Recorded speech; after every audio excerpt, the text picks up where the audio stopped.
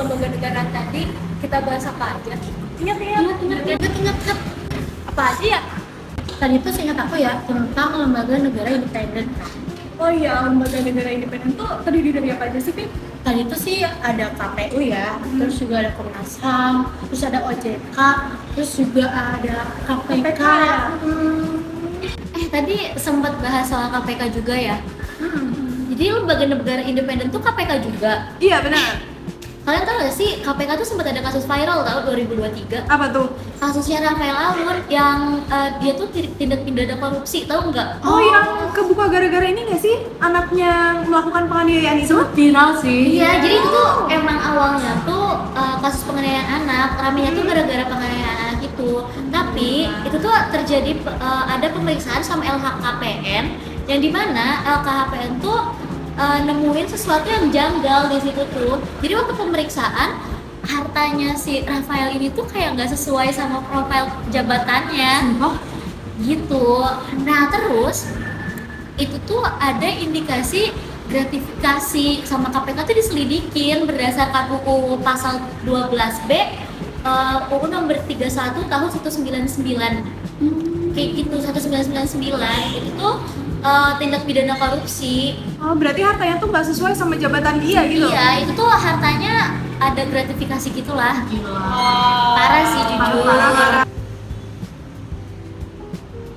Ada juga Undang-Undang Nomor 20 tahun 2001 tentang pemberantasan tindak pidana korupsi yang sesuai dengan indikasi tindak pidana pencucian uang, itu ada di pasal 8 tahun 2010 tentang pencegahan TPPU, dan juga di dalam tersebut tuh ada pasal 345 yang mengatur tentang penyamaran dari hasil harta kejahatan. Nah, pada pasal-pasal tersebut tuh KPK itu menetapkan Rafael itu sebagai tersangka gratifikasi dan TPPU.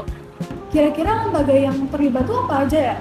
Jadi lembaga yang terlibat dalam kasus itu ada KPK, Kementerian Keuangan, terus juga PPATK, terus kepolisian, kejaksaan, dan juga pengadilan tindak pidana korupsi. Dan keterlibatan mereka ini sesuai dengan amanat berbagai undang-undang.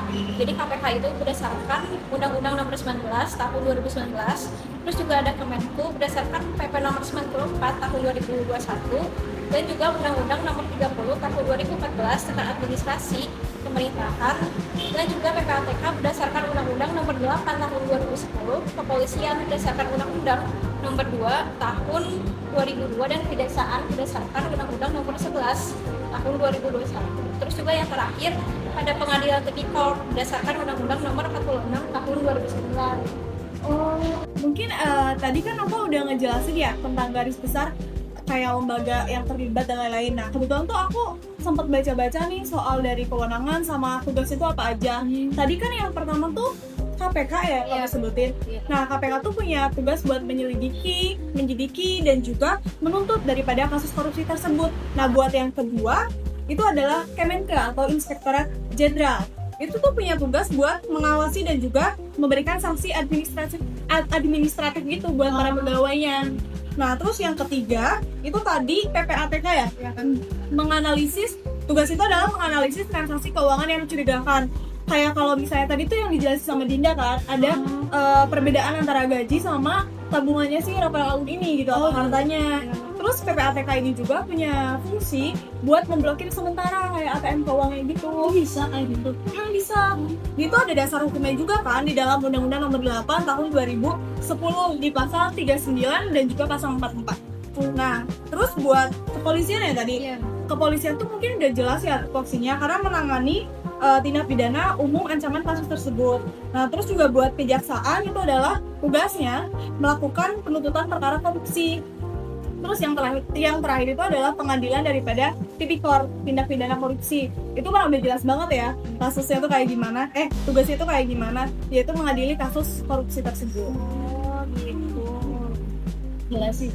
Sebenarnya ini yang di kepolisian tuh kita udah bahas juga. Ada ingat nggak dasar hukumnya tuh di kelembagaan negara waktu kita UTS? Oh, kayaknya di Undang-Undang Nomor 2 tahun 2002 bukan sih? Nah, iya benar. Kayaknya Ini kan.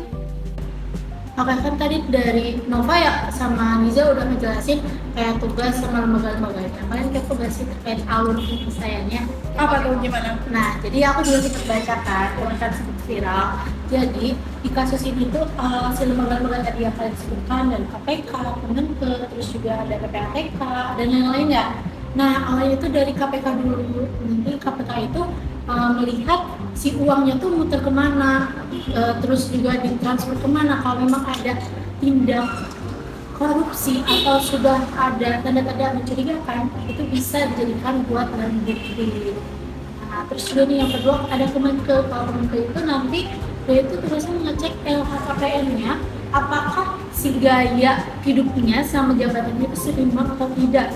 Menurut kalian tadi si Rafael itu seimbang atau enggak sih? Enggak sih, Iya, maksudnya kan? dengan jabatan dia yang kayak gitu dan hartanya yang melambung tinggi kan bikin pertanyaan ya buat kita. Janggal kan, janggal setuju. Nah itu tuh kalau janggal itu bisa langsung diproses teman-teman. Nah terus juga lanjut nih, ada juga bagian kepolisian. Karena ini tuh awal mulanya tuh penganiayaan kan, baru terbukti nih ada tindakan korupsi. Berarti dibukanya tuh secara nggak langsung sama anak yang gitu ya? Iya, jadi itu viral banget kan yang mobil-mobil itu Rubicon gitu ya? Rubicon itu. Oke. Iya, dan akhirnya terkuak tuh si kasus korupsi ini.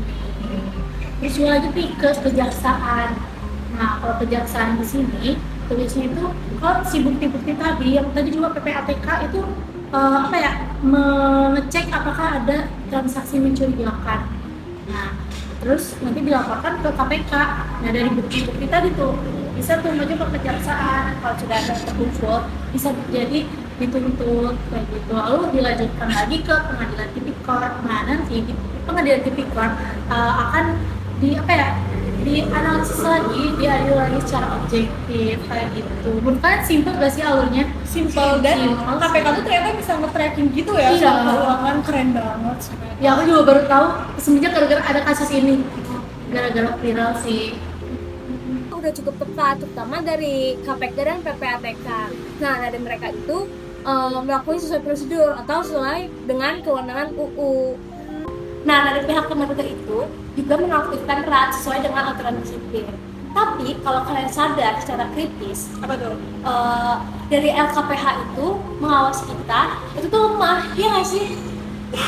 Karena udah ada dasar hukumnya sendiri. Itu tuh dari dasar pemerintahan pasal 24 dan PP tahun 94 tahun 2021.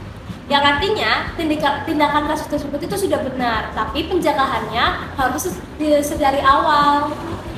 Berarti kalau regulasi mah udah ada ya? Udah ada.